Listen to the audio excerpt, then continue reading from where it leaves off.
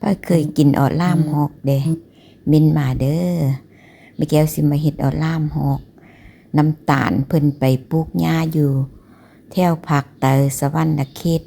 กำมวนพุ่นแหละเพิ่นก็เลยซื้อหอกมาต้นออกให้แม่เฒ่ากินมาเฮ็ดมากินนำกันเด้อมาเด้อหางเรียบร้อยหม้อฝดแล้วก็เอาลงสะหม้อเนาะตัดอีกกระหอกมะเขือมะเผ็ดหัวชิไข่ผักบัวต้มผักบัวลูกเผาปลูกไว้นะงามที่เลื่อยเอาไปใส่ออกอันนี้ผักบัวใหญ่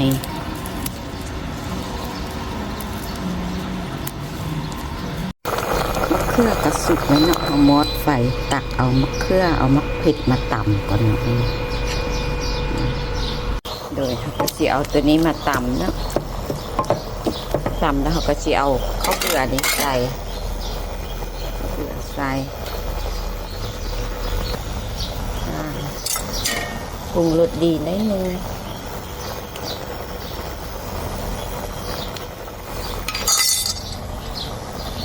ปาดใส่นิดนึงเดี๋ยวแล้วเขาก็จะมาเอาผักบัวผักหอมอีตูโลกยินใจซบ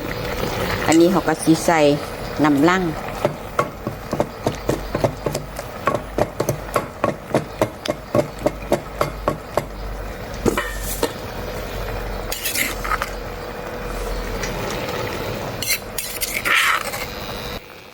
อันเซ็ตนะก็ล่ามหอกมาเด้อแซ่บๆน้ำกัน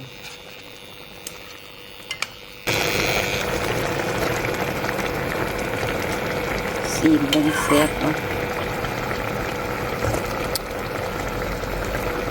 แซ่บละเรียบร้อยกุ้งบัดนี้กุ้งแล้วเรียบร้อยออกหอกส้มตัวน้อยเนาะอันนี้ก็แบ่งไปให้เม็ดเท่าอันนี้แบ่งวัดโอ้ในมะข้ามมะโขงเป็นผักเนื้อปลาแซลมอนมาเด้อมากินข้าวนำกันเฮ็ดแล้วก็กินเม็ดเท่ากินข้าวใส่ออกหอกเนาะออกหอกน้อยมาตั้งแต่อันนาเที่ยวสวรรณเขตคนแหละเที่ยวคำนวณคนแหละแซ่บเจ้าทีบ่มีอันมียังสะพานใส่เนาะไม่เคยกินยังออกหอกมีฮอตหัวนี่มันหัวมันข้างเนาะหิ้วเขากินเขาคำไงกับนักเรียน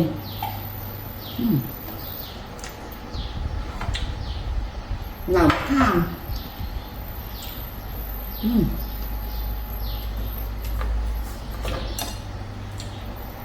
นี่หัวผักกาดข้าวเนาะแจ๊บนั้นมันกับออก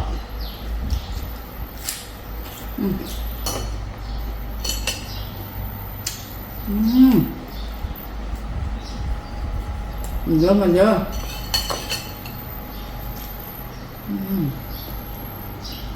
กินข้าวหอกมันข้าวมัน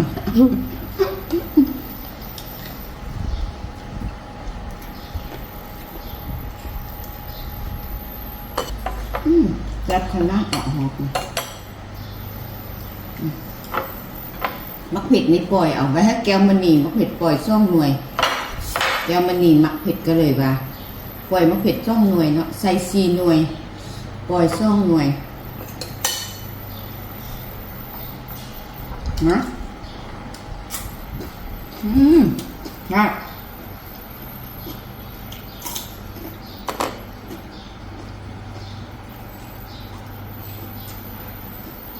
อันนี้เป็นนึ่งปลาแซลมอน